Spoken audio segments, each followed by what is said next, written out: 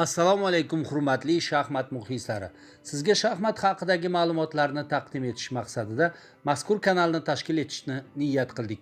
Chunki o'zbek tilida shaxmat haqidagi davriy nashr, maxsus adabiyotlar borasida taqchillik borligi ko'pchilikka ayon.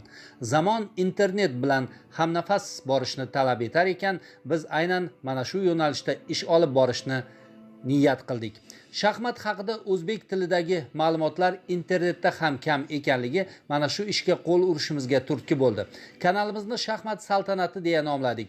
Zero bu yerda shaxmat tarixidan tortib o'yin qoidalari, musobaqalarning o'tkazilish tartiblari, tarixda va hozirda o'tkazilayotgan shaxmat musobaqalari, shaxmat taktikasi va strategiyasi borasidagi ma'lumotlar, chiroyli va aql bovar qilmas kurios partiyalar, qo'yingki aql gimnastikasi hisoblanmish shaxmatga doir ko'plab masalalarni yoritishga harakat qilamiz.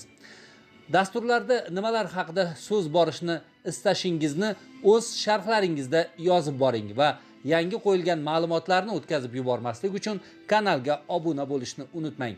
Buning uchun sizga oldindan minnatdorchilik bildiramiz. Bugun esa shaxmatning bor jozibasini namoyish etuvchi kombinatsiya, aniqrog'i ot bilan amalga oshiriladigan yopiq mod, g'arbona aytganda Lusyen moti deya ataluvchi ajoyib taktika haqida so'z olib boramiz. Yopiq mod haqidagi dastlabki ma'lumotlar Sharq manbalarida 9-asrlarga taalluqli mansubalarda mavjud ekanligi haqida ustozlar yozganlar. Bu vaziyatni tahlil qilib berilgan dastlabki manba sifatida 1497-yilda ispaniyalik Luis Ramirez Luciananing kitobi ta'kidlab o'tiladi va shunga ko'ra bu kabi mod Luciana moti deb ham yuritiladi. Taxtadagi vaziyatga e'tibor bering. Demak, taxtadagi vaziyatga e'tibor berib qaraymiz.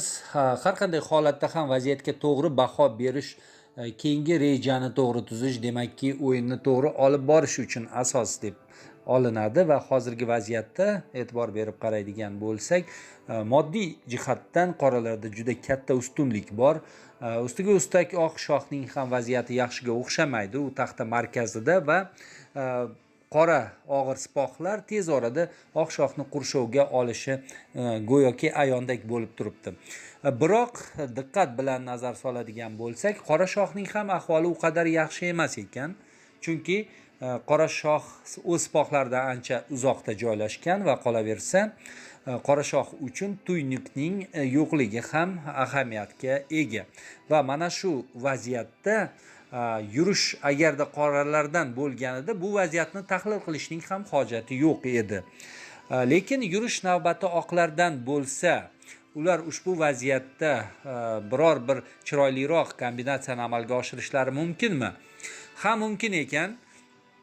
Bunday holatda albatta sur'atni boy bermaslik katta ahamiyatga ega va hozirda e'tibor bering, oqlarda sur'at boy bermasligi uchun qanday imkoniyat bor? Bu ko'pincha shaxmatda kisht berish bilan amalga oshiriladi va hozirda ko'pchilik albatta topib ulgurgan bo'lsa kerak, farzinni E6 katagiga olib o'tamiz va qora shohga kisht e'lon qildik va hozirda qora shoh uchun endi ikkita katak mavjud. F8 katagining ma'nosi yo'q, ko'rib turibsiz. Unda farzin F7 katagi orqali qora shohni mod qiladi. Demak, qora shoh uchun xavfsizroq katak bu H8 hisoblanadi.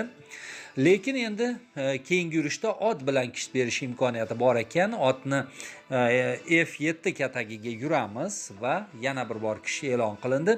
Endi shoh albatta J8 ga qaytishga majbur. Mana bu vaziyatda esa endi yanada go'zal yurishlar amalga oshiriladi. Otni H6 katagiga olib o'tamiz va e'tibor bering, endi qora shohga ikki yoqlama kisht e'lon qilindi. Ham farzin, ham ot qora shohga hujum uyushtirib turibdi. Boyagidek F8 katagiga qora shohni olib o'tishdan ma'no yo'q. Demakki, yana H8 katagiga o'tishga majbur va mana shu tarzda yurishlarni takrorlash oqlar uchun durangni taqdim etishi mumkin.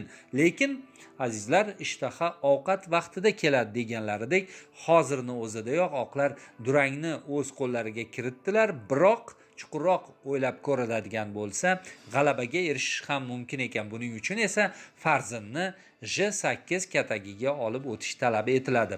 Va e'tibor bering, endi oqlar farzandining xizmatidan ham bosh tortyaptilar va bu farzandni albatta qora ruh urib olishi majburiy va endi oqlar qanday qilib g'alabaga erishishlari mumkin?